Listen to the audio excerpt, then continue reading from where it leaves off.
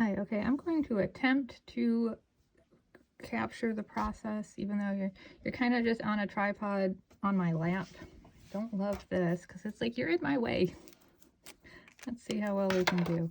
So I'm doing this with Tombow Dual. What are they? Tombow Dual. They're the water-based brush markers where I work really quickly and try not to drop them on the artwork. All right, let's keep this in frame. And oh, I don't like this. How do people film content with cameras in a way that you can see? And okay, what color do I have this one? Okay, all right, let's go.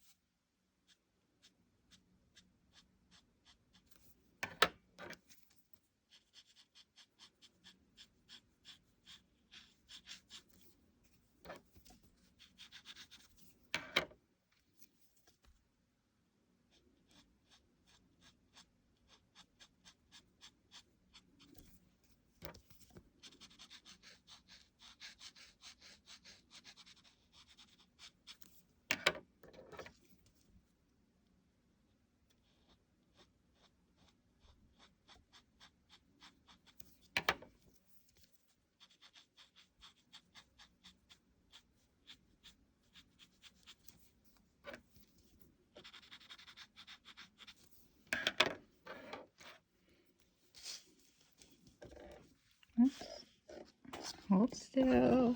Uh-oh. I'm gonna like hold you on my legs. Alright, stay. Don't fall. Oh, this is turning out. Alright, the color is not matching. It's showing up darker on camera than it actually is. Though I probably will darken it further.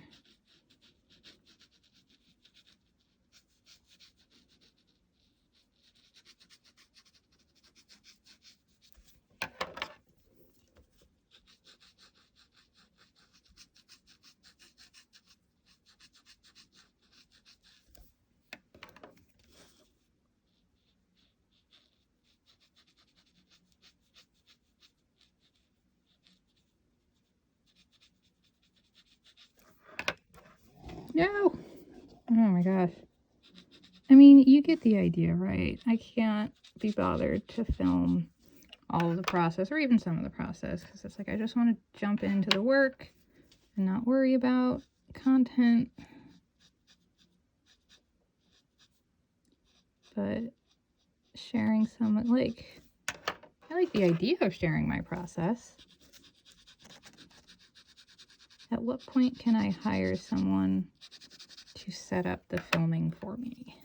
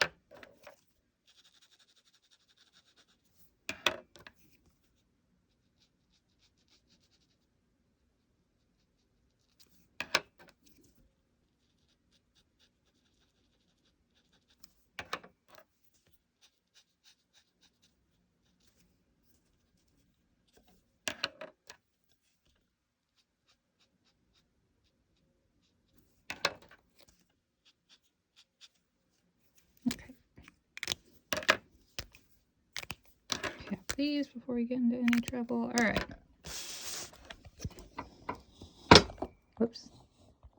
We're gonna focus. There we go. Okay. I gotta do that one. My plan is to have it where it's like a light green leaf and then it gets darker and darker. So I might shift this, like this level of darkness for this one, and then darken that even further. And then the plan is this is going to be like the little aerial roots from a monstera, and then the weird fluorescent spadix thing. Yeah. Oh, while you're here, I can show you. I got the line art for the hippopotamus, which is an iris. Why not? Hi. I meant to do more videos this month while working on Mutation March, and then now it is the 20th, 1:05 a.m. I really didn't do that, but I'll show you presently. I'm working on the Suriname toad combined with the Rafflesia?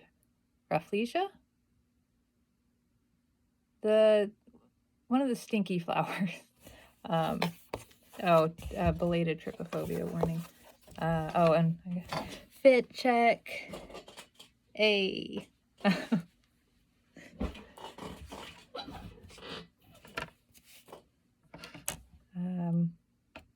I guess watch me finish filling the dots. Wow, this looks really different on camera than in person. It's much more desaturated in person, which I'm trying to work against with the watercolors. Usually I would do marker, and I can get stuff way more vibrant, but trying to do watercolor and work a little faster while still being skillful. Dot, dot, dot.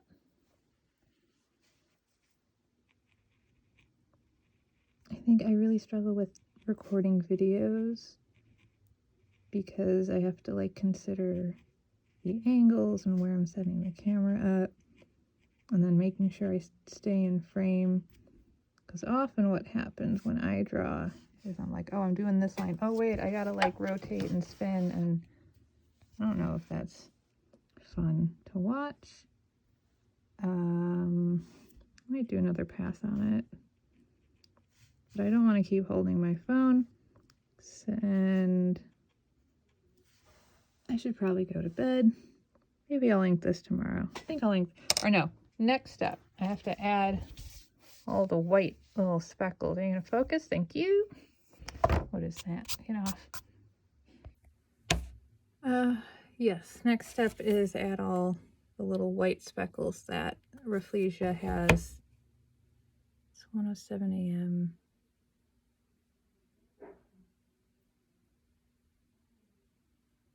I think I should go to bed. Too slow with the thoughts to try to narrate on camera. Okay, good night. Well, hopefully you see this and this doesn't just sit on my phone. Anyway, good night. I lied, and I decided to stay up because then I can have the paint stage done, and then I can let it dry, and then tomorrow I shall ink. So I gave it tons of little spots and then touched up the little inner holes, which I might go back in tomorrow and touch up again. Are you already fading? Because like what?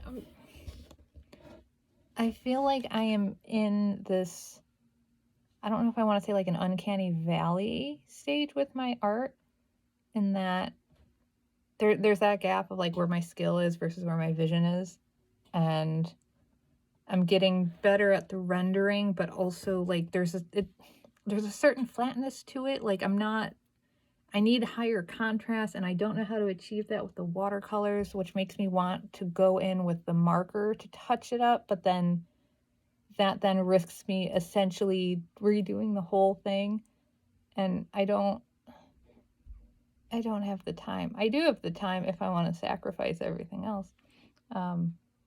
So I won't do that. I will add some like black line art tomorrow, and I think that'll help give it a little more pop, and then I'll be good, and I can move on to the next mutation. Okay, good night for real. Good morning. We're done. We have a nice little outline, and I did some detailing. I don't know if this will show up, but I did some ink details, and yay, so now to stage the photo and do the social media posting, and on to the next animal.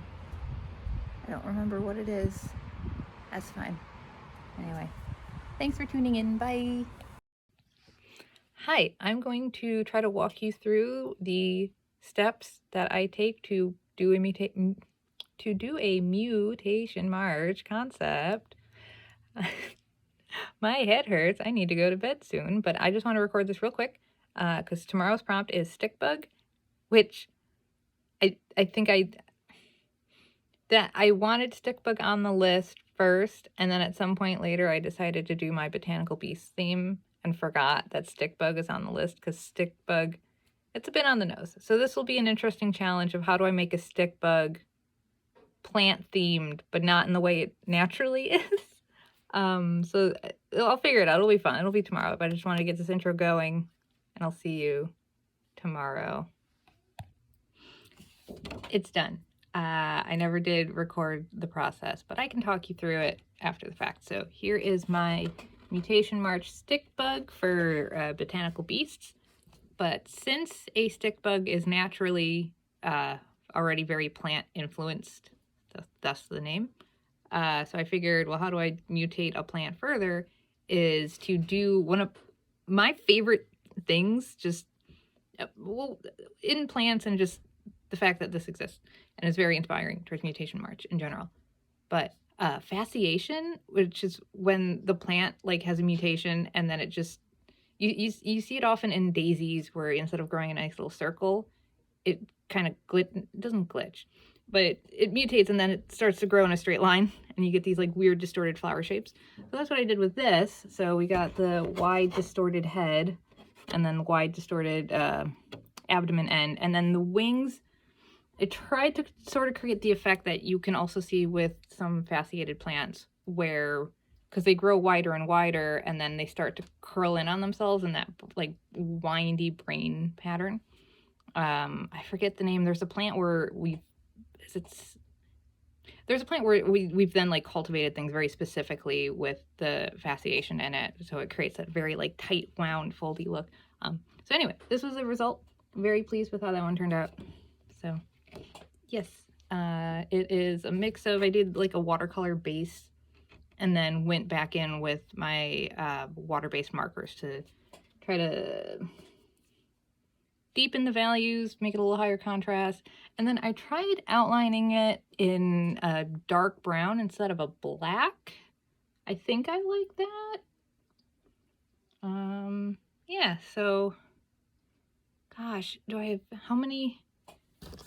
We're near the end of Mutation March. Oh my god, I have five more prompts. Gelada, lamprey, chameleon, cockatoo, and horse. Plus day 32. Okay. I don't know what else I'll record the rest of this month. So, bye. Thank you.